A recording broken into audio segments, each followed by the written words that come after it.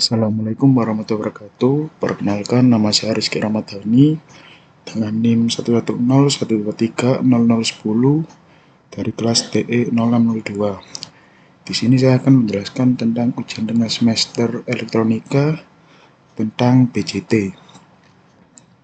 Pengertian: BJT atau Bipolar Junction Transistor adalah salah satu jenis transistor yang umum digunakan dalam rangkaian elektronik sebagai penguat sinyal atau saklar. Komponen ini terdiri dari 3 lapisan semikonduktor yang membentuk 2 junction, yaitu antara emitor, basis, dan basis kolektor. BJT memiliki 3 terminal, yaitu emitor, basis, dan kolektor.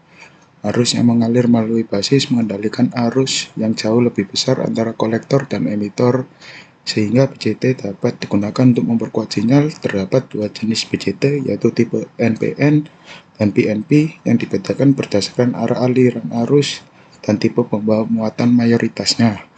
Dalam tipe NPN, arus mengalir dari kolektor ke emitor, sementara tipe PNP, arus mengalir dari emitor ke kolektor. Karena kemampuannya mengendalikan arus besar dengan arus kecil, BJT sering digunakan dalam berbagai perangkat elektronik seperti radio, televisi, dan sistem pengendali otomatis.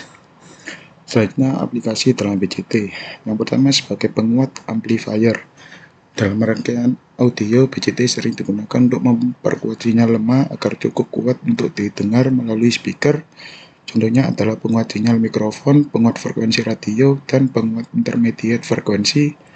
Yang kedua, sebagai saklar atau switch. Dalam aplikasi digital dan pengendalian, BJT digunakan sebagai saklar untuk menghidupkan atau mematikan beban seperti LED, relay, atau motor. Ketika diberi arus basis kecil, BJT bisa mengalirkan arus besar dari kolektor ke emitter seperti menutup saklar. Selanjutnya, gambar rangkaian BJT menjelaskan tentang simulasi, input, output, prinsip kerjanya, dan keunggulan dan kelemahannya. Yang pertama adalah penguat kelas A. Berikut adalah contoh rangkaiannya. Simulasinya: dalam simulasi, saat sinyal AC kecil masuk ke basis transistor akan memperkuatnya dan menghasilkan sinyal output yang lebih besar di kolektor.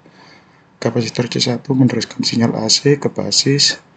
RE dan CE membantu stabilisasi dan penguatan, dan RL mengubah arus kolektor menjadi tegangan output. Hasilnya, sinyal output berbentuk gelombang sinus yang diperbesar dan terbalik fasa dari input. Input dan output. Inputnya pada rangkaian ini adalah sinyal AC kecil, misalnya sinyal audio, yang masuk melalui kapasitor C1 ke terminal basis transistor. Kapasitor ini berfungsi untuk memblokir tegangan DC dan hanya melewatkan sinyal AC. Untuk outputnya diambil dari kolektor transistor berupa sinyal AC yang diperbesar amplitudenya dibandingkan input, namun berbalik fasa 180 derajat, terbalik puncak dan lembahnya. Sinyal ini muncul di atas resistor kolektor RL dan merupakan versi kuat dari sinyal input, cocok untuk diteruskan ke tahap selanjutnya seperti speaker atau penguat daya. Prinsip kerja. Ketika sinyal AC masuk melalui kapasitor C1 ke basis transistor, arus basis berubah-ubah sesuai bentuk sinyal karena transistor memiliki penguatan arus. Perubahan kecil pada arus basis menyebabkan perubahan besar pada arus kolektor.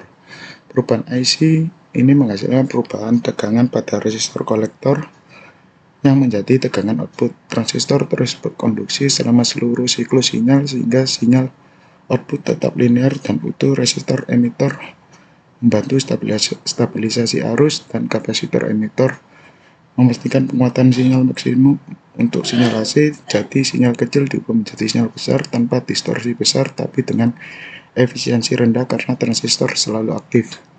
Kelebihannya, kualitas sinyal sangat baik, menghasilkan penguatan linear tanpa distorsi berarti. Yang kedua, desain sederhana, mudah dirancang dan dianalisis. Yang ketiga, stabil dan handal, cocok untuk penguat tahap awal.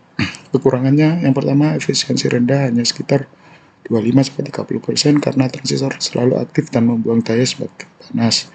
Yang kedua, cepat panas, membutuhkan pendingin heatsink jika arus besar digunakan. Yang ketiga, kurang cocok untuk penguatan daya tinggi karena pemborosan energi tinggi. Yang selanjutnya adalah penguat Kelas B, berikut adalah contoh rangkaiannya.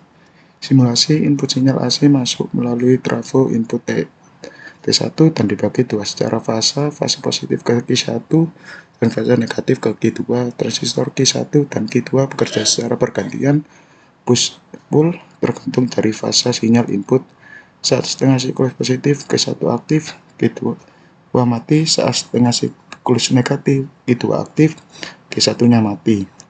Arus keluaran dari kolektor kedua transistor disatukan lewat trafo output T2 kemudian diarahkan ke speaker. Speaker mengubah sinyal listrik menjadi suara. Untuk inputnya, input sinyal AC masuk melalui trafo input T1 dan dibagi dua secara fase positif ke Q1 dan fase negatif ke Q2. Transistor Q1 dan Q2 bekerja secara bergantian tergantung dari fase sinyal input. Saat setengah siklus Q2 mati, saat setengah siklus negatif Q2 aktif, Q1-nya mati. Arus keluaran kolektor kedua transistor disatukan lewat trafo output T2 kemudian diarahkan ke speaker. Speaker mengubah sinyal listrik menjadi suara. Untuk outputnya, output dari rangkaian ini adalah sinyal audio yang telah diperkuat yang keluar dari sekunder trafo T2 masuk ke speaker. Speaker akan mengubah sinyal listrik AC ini menjadi gelombang suara. Tekanan mekanis. Output ini memiliki daya yang cukup untuk menggerakkan speaker secara langsung, menghasilkan suara yang keras dan jernih jika distorsi kecil. Untuk prinsip kerjanya, sinyal audio masuk melalui trafo T1 lalu diubah menjadi dua sinyal yang berlawanan fase. Sinyal ini masuk ke dua transistor Q1 dan Q2 yang bekerja secara bergantian. Satu menyala, yang lain mati. Kedua transistor ini memperkuat sinyal secara bergantian, lalu sinyalnya digabungkan kembali oleh trafo T2. Setelah itu, sinyal yang sudah diperkuat dikirim ke speaker untuk menghasilkan suara. Rangkaian ini efisien dan menghasilkan suara yang jernih karena distorsinya rendah. Kelebihannya efisiensi tinggi karena transistornya hanya aktif saat setengah siklus. Daya output besar, cocok untuk menggerak speaker langsung. Distorsi silang rendah jika didesain dengan baik, mengurangi noise karena simetri sinyal kekurangan. Kekurangannya, distorsi crossover dapat terjadi di transisi antara Q1 dan Q2 jika biasing tidak tepat. Pengguna trafo menambah kekuatan, ukuran biaya, dan berat kurang efisiensi untuk didesain modern.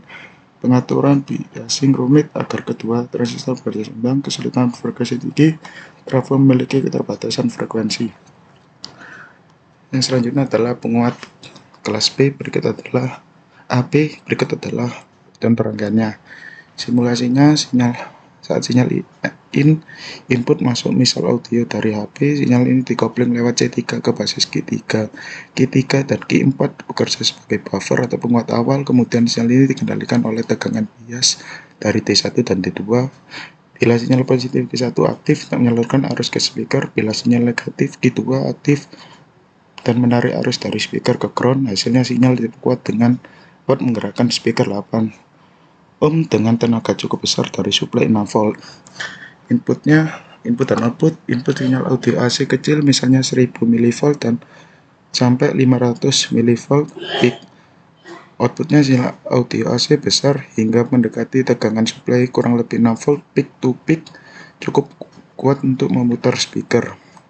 Prinsip kerjanya, transistor Q1 dan Q2 bekerja sebagai pasangan push pull, diatur agar beroperasi dalam kondisi kelas AB, yang berarti keduanya bisa konduksi sebagai waktu secara bergantian namun tetap memiliki area tumpang tindih konduksi kecil.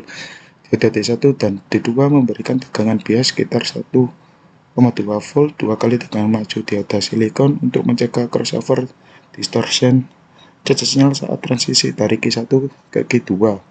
Q3 dan Q4 berfungsi sebagai driver awal untuk mengatur basis dari Q1 dan Q2.